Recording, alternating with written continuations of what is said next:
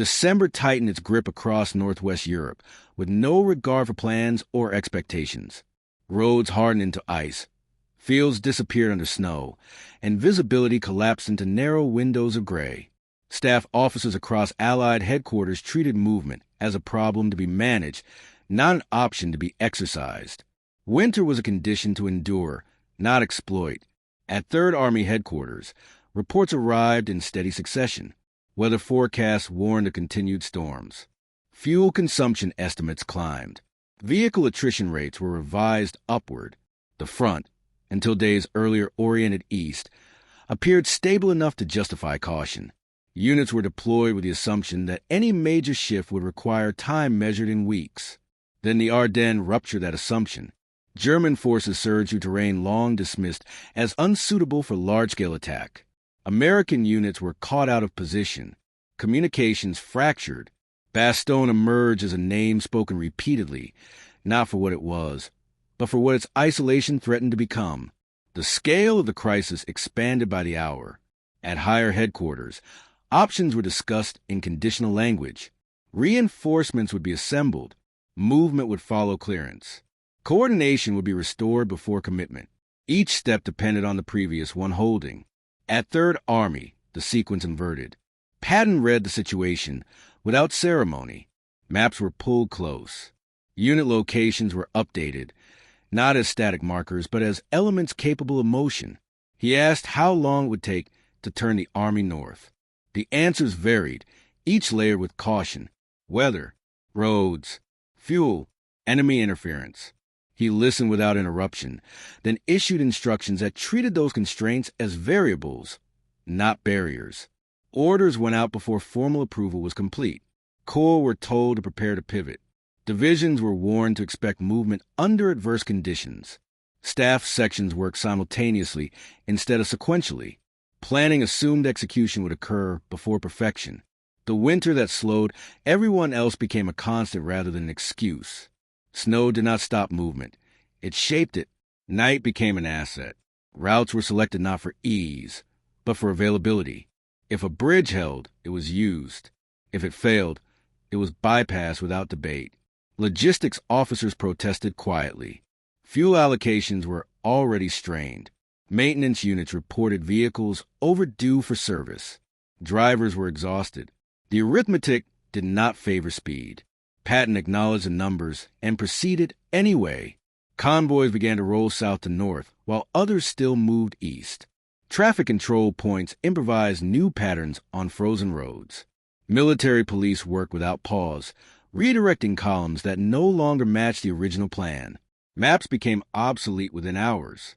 At a neighboring headquarters, an Allied officer noted the movement with disbelief. Third Army units were appearing on roads where none had been expected, moving against the grain of established planning. He remarked to a colleague that such a shift was not feasible in winter. The reply came later, after the movement continued through the night. By the first 24 hours, the pivot was no longer theoretical. Contact reports confirmed American armor approaching sectors previously considered unreachable on such notice. German intelligence intercepted transmissions that suggested not confusion, but intent. Inside Third Army headquarters, the tempo never slowed enough to invite doubt. Orders were short. Updates were frequent. Adjustments were immediate. Units were not asked whether movement was possible, only how far they had progressed. As the second day began, snow continued to fall. Engines froze and were restarted. Vehicles slid into ditches and were recovered or abandoned. Columns compressed, then stretched again. The movement absorbed friction without stopping. Officers accustomed to methodical preparation watched the operation unfold and struggled to reconcile it with established doctrine. The Army was not redeploying after consolidation. It was redeploying into contact. The crisis in the Ardennes deepened even as relief drew closer. Bastogne remained under pressure.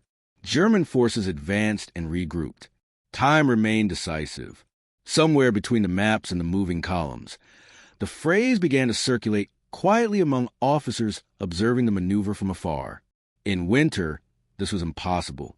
By the end of the second day, that assessment no longer described the weather or the terrain. It described the assumptions that were collapsing under the weight of an army that had already moved. The second phase of the movement revealed its true cost. What had been conceived as a rapid pivot now became an endurance test measured in hours without pause.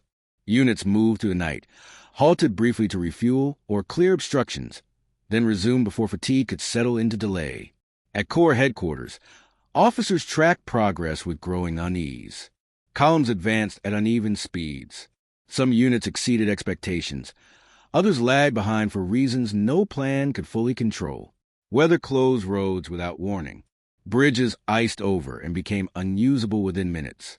Supply vehicles stalled and were pushed aside to keep combat units moving. Reports flowed upward continuously. They were no longer requests for permission, but confirmations of action already taken. Patton's insistence on momentum reshaped command behavior. Battalion and regimental commanders exercised authority.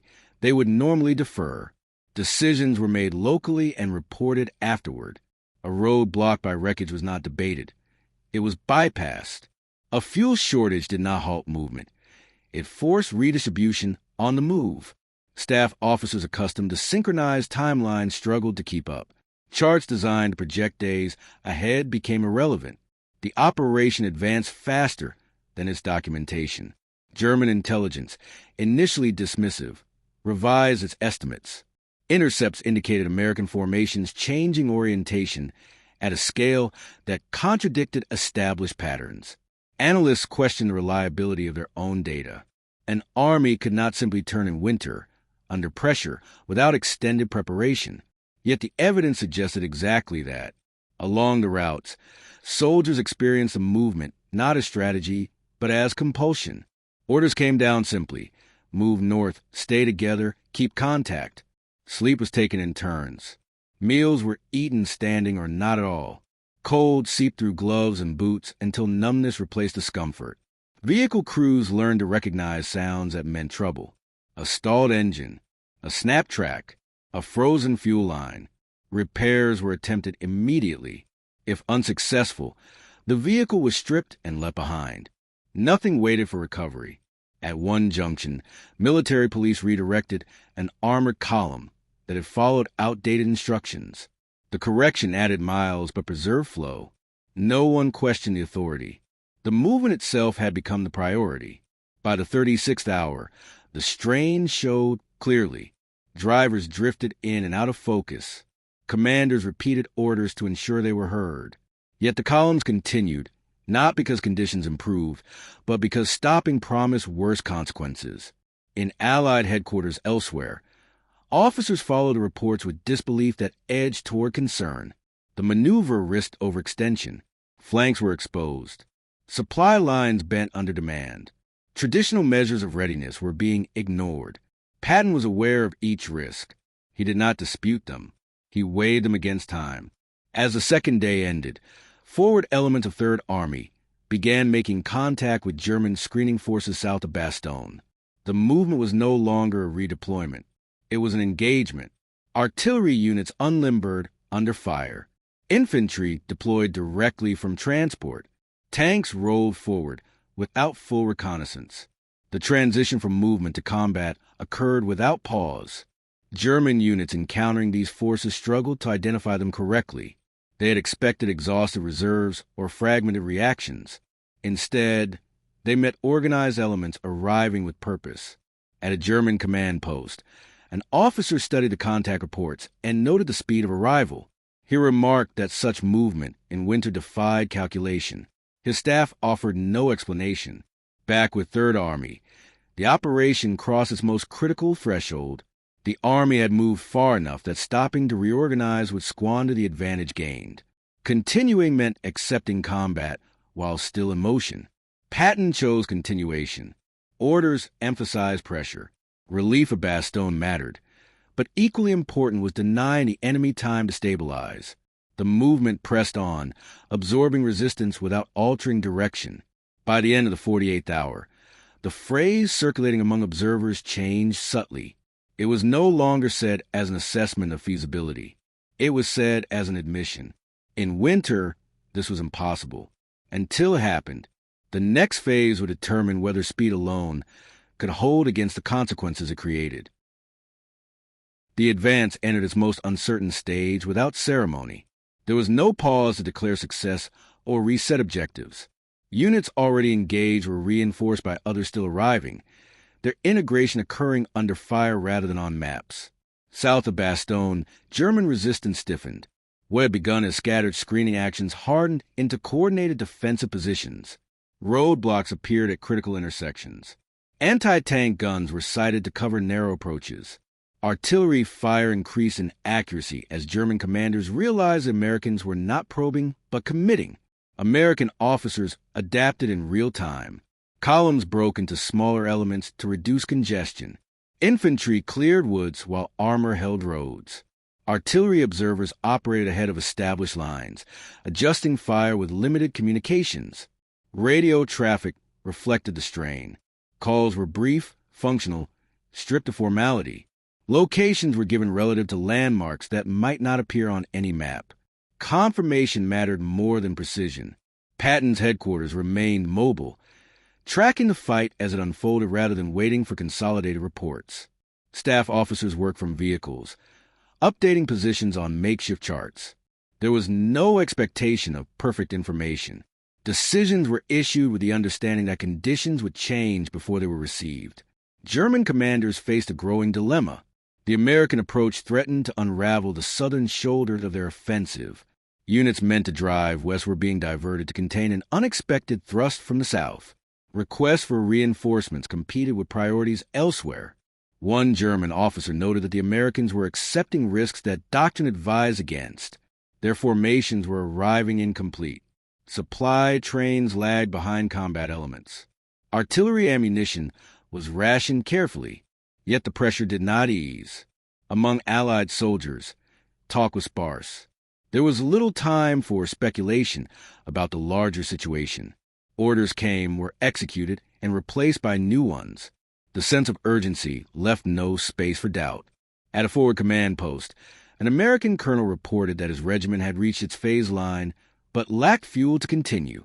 The response was immediate. Another unit would push through while resupply caught up.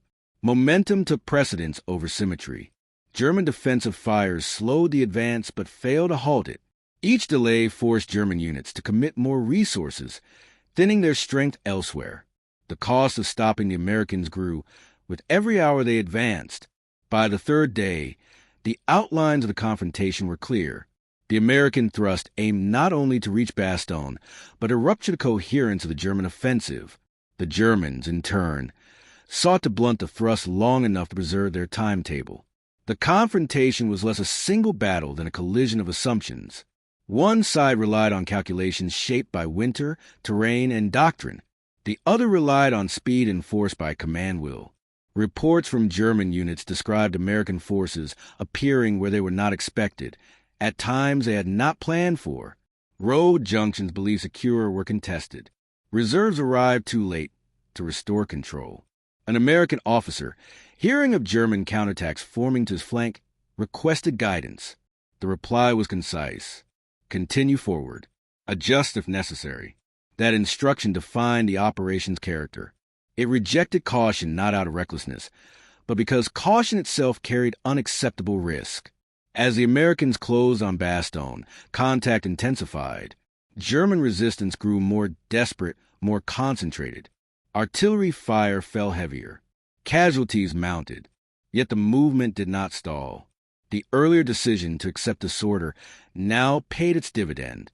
Units accustomed to operating without perfect alignment continued to function despite losses and confusion. The question facing both sides narrowed. Could the Americans break through before the Germans stabilized their defenses, or would speed finally give way to exhaustion and attrition? The answer would come not from planning rooms, but from the next set of orders issued under fire, as the operation reached its decisive moment. The next hours erased any remaining margin for adjustment. What had been managed through improvisation now demanded resolution. German forces concentrated around the final approaches, committing armor and infantry in an effort to seal the corridor before it could fully open. American advance elements encountered sustained resistance along frozen ridgelines and narrow valleys. Tanks maneuvered with limited visibility, guided by infantry who moved ahead on foot, marking safe ground where mines were suspected. Engineers worked under fire, clearing obstacles quickly enough to keep columns moving, but never fast enough to restore comfort. Command posts shifted forward again. Orders were issued with fewer intermediaries. Regimental commanders spoke directly to battalion leaders to company commanders, compressing the chain of command to preserve time. Precision was sacrificed to continuity. German officers recognized the pattern too late. This was not an attempt to methodically defeat each defensive position. It was an effort to force decisions before alternatives could be developed. The Americans were not avoiding contact. They were overrunning it when possible and bypassing it when not. A German field report noted that American units were advancing without waiting for flank security, relying on speed to prevent counterattacks from forming. The report warned that if this continued, rear areas would become untenable. The warning moved upward through command channels already burdened by competing crises. At the tactical level, German counterattacks struck exposed American elements. Some succeeded briefly, isolating platoons or forcing temporary withdrawals. Others failed outright, arriving piecemeal against forces already oriented forward. American losses increased. Medics worked continuously, evacuating wounded along roads clogged with traffic moving in both directions. There was no clear rear. The front shifted by the hour. An American brigade commander reported that his lead battalion was low on ammunition and fuel, but in contact with enemy units, showing signs of disorganization. He requested permission to pause and consolidate. The response came back without delay. Maintain pressure. Resupply en route. That decision removed the last option for a controlled pause. From that point, the advance would either break through or collapse under its own weight. German artillery intensified, targeting crossroads and supply columns. Snow and smoke reduced visibility further. Yet the American columns continued to push forward, sometimes advancing by sound rather than sight, guided by the direction of fire and the movement of adjacent units. In German headquarters, the realization hardened. The Americans had turned what was supposed to be a static winter front into a fluid engagement. Calculations based on weather and terrain no longer held. The southern shoulder of the offensive was in danger of unraveling. Orders were issued to hold ground at all costs. Units already depleted were told to counterattack regardless of condition. The intent was clear: delay the Americans long enough to preserve the broader operation. On the American side, no such preservation was expected. The objective was singular: reach the surrounded forces, restore contact. Everything else was secondary. As night fell, forward elements reported visual contact with friendly patrols operating outward from the encirclement. The distances were small, measured in miles, but the resistance between them remained heavy. Fighting continued through darkness, marked by short engagements, sudden flares, and confused movements along frozen roads. Coordination depended on recognition signals and rapid identification under stress. By dawn, the remaining German defenses along the corridor showed signs of strain. Communications faltered. Counterattacks lost cohesion. Units began to fall back without orders, seeking defensible ground that no longer aligned with the original plan. The Americans pressed harder, aware that hesitation now would only allow resistance to reform. The advance narrowed into a final push, focused on breaking to the last organized line. Both sides understood what the next hours would decide. The gamble of moving an army in winter under impossible assumptions was about to reach its conclusion, not through a single dramatic moment, but through the accumulation of irreversible decisions already made. The final resistance did not collapse all at once. It thinned, stretched, and then began to fail in fragments.